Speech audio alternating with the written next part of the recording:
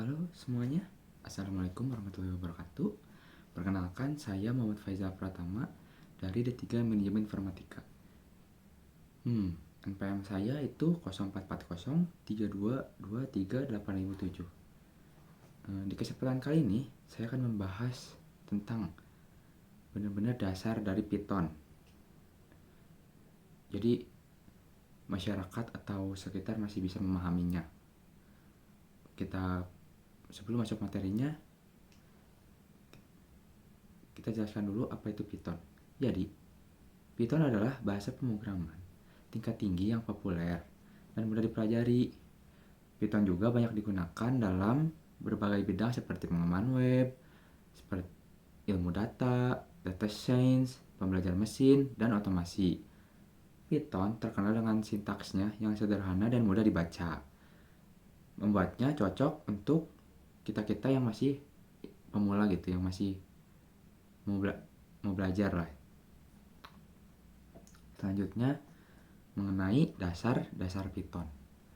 Yang pertama itu ada variabel, tipe data, struktur program, sama operator. Variabel itu apa? Tempat untuk menyimpan nilai. Jadi contohnya gini nih, kita ketik nama, terus sama dengan, setelah itu diberi kutip 2 di atas, dan kita menginput apa yang ingin kita masukkan. Contohnya Budi. Jadi kita nama sama dengan Budi. Jangan lupa menggunakan kutip 2 di atas. Selanjutnya tipe data, menentukan jenis data yang disimpan dalam variabel. Contoh umur 20, angka itu integer. Tinggi 1.75, biasanya itu float masuknya gitu. Kalau yang angka tapi ada titiknya. Rahasia true sama atau boolean. Jadi true or false itu boolean. Operator melakukan operasi aritmatika, perbandingan, dan logika.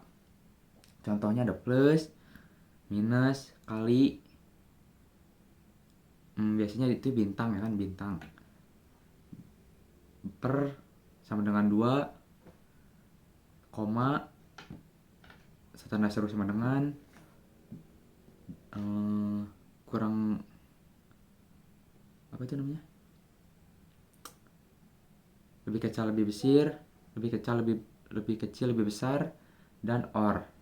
Struktur program, menentukan urutan instruksi yang akan dijalankan. Contohnya if, else, while, for.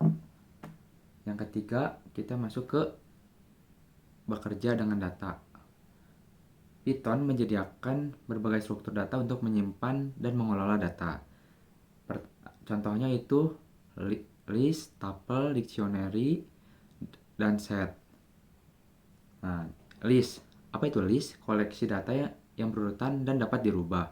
Contohnya daftar nama sama dengan Budi, Ani, Caca. Itu berurutan dan dapat dirubah. Tuple, koleksi data yang berurutan dan tidak dapat diubah. Contoh tuple angka, kurung tutup 1,2,3. Dictionary, koleksi data yang menyimpan pasangan kunci-kunci nilai. Contohnya biodata. Kurawal, nama. Jangan lupa menggunakan kutip 2 di atas. Titik 2, Budi, umur berapa, titik 2 lagi, 20, terus tinggi, titik 2, 1.75. Berarti itu 1 meter 75 cm. Set, koleksi data yang tidak berurutan dan tidak memiliki nilai duplikat. Contohnya angka unik 1, 2, 3, 4, 1. Seperti itu contohnya. Selanjutnya ada kontrol aliran. Kontrol aliran menentukan urutan eksekusi program berdasarkan kondisi tertentu. Contohnya if, else, while, for, seperti tadi struktur program. If, else digunakan untuk membuat keputusan berdasarkan kondisi. Contohnya if umur lebih besar sama dengan 18, lalu di print. Kalau itu berarti dewasa. Kalau else, berarti kalau misalkan bukan dari lebih besar daripada 18, berarti itu masuknya anak-anak. While digunakan untuk mengulangi blok kode selama kondisi tertentu terpenuhi. Contohnya i sama dengan 0, titik koma, while i 5 print i, titik koma, i plus sama dengan 1. For digunakan untuk mengulangi blok kode untuk setiap elemen dalam suatu struktur. Contohnya for nama in daftar strip bawah nama print nama, nanti si daftar namanya muncul.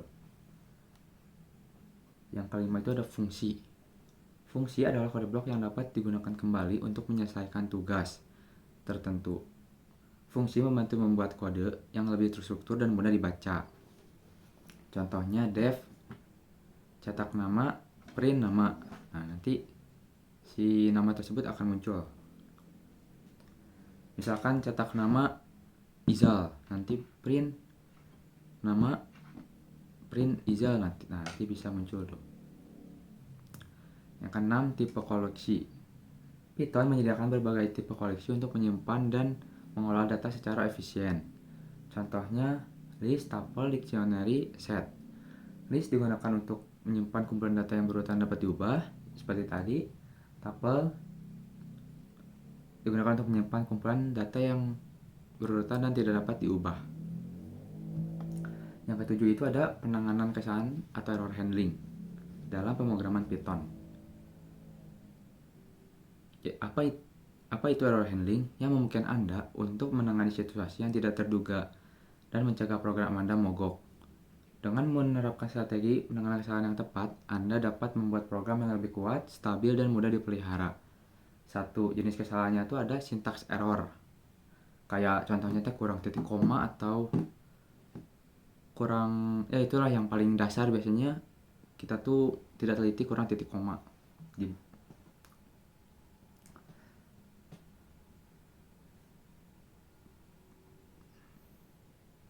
Yang kedua itu ada pengecualian exception atau exception. Terjadi selama eksekusi program ketika ada situasi yang tidak terduga atau tidak normal. Pengecualian dapat disebabkan oleh berbagai faktor, seperti input pengguna yang tidak valid, file yang tidak dapat diakses, atau operasi aritmatika yang ilegal. Selanjutnya ada struktur try except. Struktur try except adalah alat utama untuk menangani pengecualian dalam Python. Contohnya block try berisi kode yang berpotensi menimbulkan pengecualian.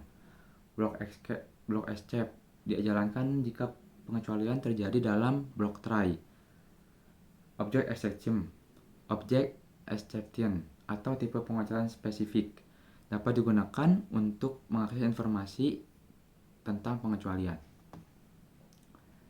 Selanjutnya ada pemrograman berorientasi objek atau OOP dalam bahasa pemrograman Python.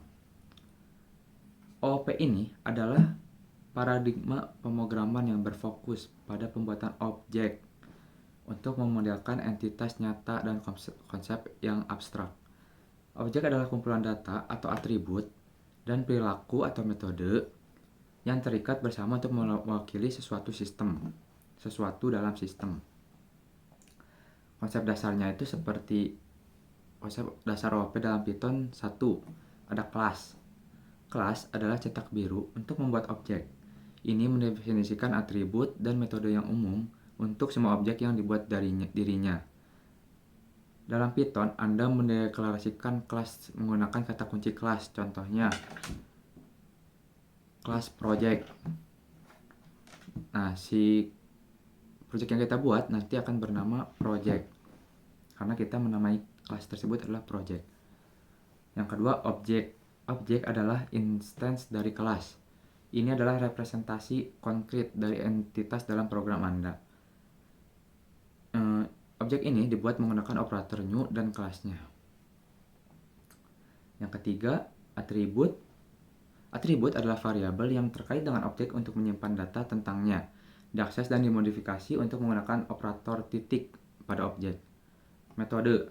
Metode adalah fungsi yang terkait dengan objek untuk melakukan tindakan padanya. Dipanggil menggunakan operator titik pada objek dan diikuti dengan nama metode dan argumen itu jika ada ya. Manfaatnya, pertama, modularitas.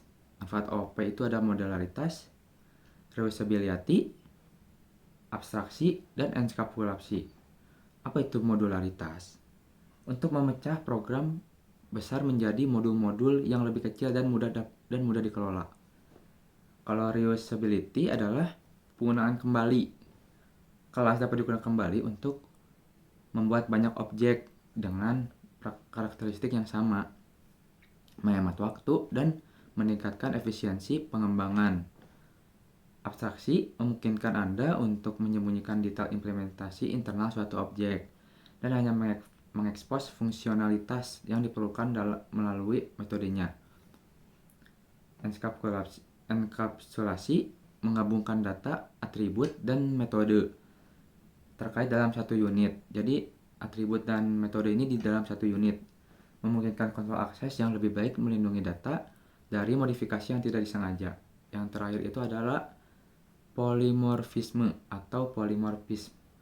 OOP memungkinkan objek dari kelas yang berbeda untuk menangani pesan yang sama dengan cara berbeda, meningkatkan fleksibilitas dan kemampuan beradaptasi program. Nah, mungkin sekian materinya. Semoga teman-teman dapat memahami apa itu Python, dasar-dasar Python, data workflow atau bekerja dengan data, terus kontrol aliran, fungsinya seperti apa, tipe koleksinya seperti apa, arrow handlingnya bagaimana, dan pemrograman berorientasi objek itu kayak gimana di dalam Python. Mohon maaf apabila ada kekurangan atau salah kata. Sekian dari saya Muhammad Faizal Pratama, mohon pamit. Wassalamualaikum warahmatullahi wabarakatuh.